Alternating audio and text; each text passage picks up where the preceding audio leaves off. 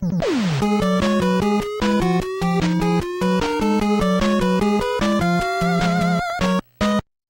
gamers, vous le savez, quand on parle d'adaptation de jeux vidéo au cinéma, c'est un petit peu pour le meilleur, mais surtout pour le pire. Il n'y a qu'à voir les grosses bouses auxquelles on a eu droit, que ce soit le film Mario Bros, House of the Dead, ou dans les films plus récents, Max Payne. Putain, dire que j'ai payé pour aller voir ça au cinéma, quoi. Bon, après on a aussi eu le droit à des adaptations relativement potables, je pense notamment à Silent Hill, Tomb Raider, ou même le premier film Mortal Kombat qui était plutôt pas mal. Bon, j'avoue, en vrai, j'adore ce film. Mais ces derniers temps, on assiste à une vraie recrudescence des adaptations de jeux vidéo au cinéma, avec des films qui ne vont certes pas révolutionner le monde du cinéma et qui ne sont peut-être pas 100% fidèles aux matériaux de base, mais qui ont au moins le mérite d'être bien réalisés et de ne pas prendre les joueurs pour des cons. Et croyez-moi, quand je vois ça... Ils sont frères. Ils sont plombiers. Oh non, Mario, je me dis qu'on revient quand même de loin. Alors comme je le disais, en ce moment on assiste à un renouveau des adaptations de jeux vidéo au cinéma avec des films tels que Warcraft ou Assassin's Creed. Et croyez-moi, ça ne va pas s'arrêter là, preuve en est cette sélection de 5 films qu'on devrait voir arriver dans nos salles obscures à partir de 2018. Et commençons avec l'adaptation de l'une des sagas d'aventure les plus célèbres de ces dernières années. Action.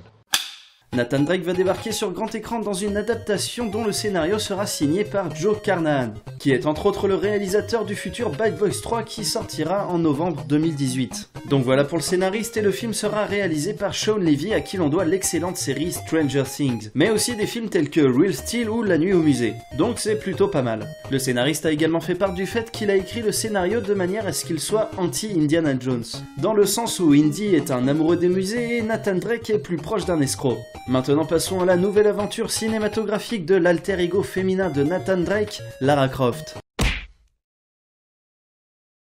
On est d'accord que même si les films Tomb Raider avec Angelina Jolie ne sont pas horribles, cette licence culte mérite quand même mieux. Et c'est ce que l'on attend de ce reboot réalisé par Rory Togg, réalisateur à qui l'on doit les films Coldplay et The Wave. Il mettra en scène Alicia Vikander, qui était d'ailleurs excellente dans le film Ex Machina, dans le rôle d'une jeune Lara Croft âgée de 21 ans sur les traces de son père disparu sur une île mystérieuse. Alors si le choix de ce réalisateur m'inquiète un petit peu, espérons que cette nouvelle adaptation soit digne de cette célèbre licence. Bon, et s'il y a bien un éditeur qui n'hésite pas à porter ses jeux sur grand écran, c'est bien Ubisoft. Après Prince of Persia et Assassin's Creed, voici le prochain. Et c'est le réalisateur de Gold, Stephen Gaghan, qui est chargé de porter sur grand écran le New York contaminé par une attaque bioterroriste qu'on a pu découvrir dans le jeu The Division. Au casting, on y retrouvera Jake Gyllenhaal qu'on a récemment pu voir dans Life, et Jessica Chastain que l'on a pu voir dans Le Chasseur et la Reine des Glaces. Et sans transition, on passe à l'adaptation qui me hype le plus. Parce que le projet vient tout juste de trouver un scénariste en la personne de Shane Salerno, à qui l'on doit le scénario d'Armageddon et qui est chargé de l'écriture des 4 suites d'Avatar. Donc faute d'avoir plus d'informations, on sait au moins que l'adaptation aura le droit à un scénariste de poids. Et c'est un minimum pour l'une des meilleures licences de tous les temps. Est-ce que c'est grillé que je suis un gros fanboy? Bon, et pour finir, voici l'adaptation la plus inattendue que l'on aura l'occasion de voir au cinéma.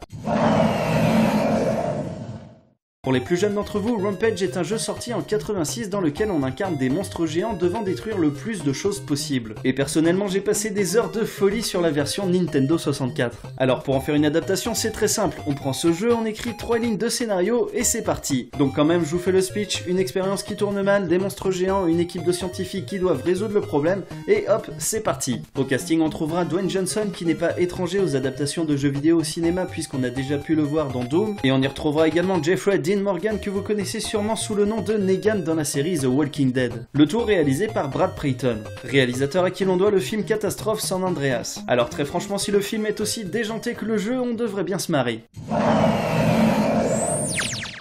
Et bien voilà, cette nouvelle édition spéciale est terminée. N'hésitez pas à me dire parmi ces 5 films lequel vous hype le plus, et sinon quel jeu vous aimeriez bien voir adapté au cinéma. Sinon j'espère que cette vidéo vous a plu, n'hésitez pas à lâcher le plus de pouces bleus possible et à la partager. On se retrouve dimanche pour une nouvelle édition de News Gaming. L'essentiel, c'était Glenn Erwan, ciao.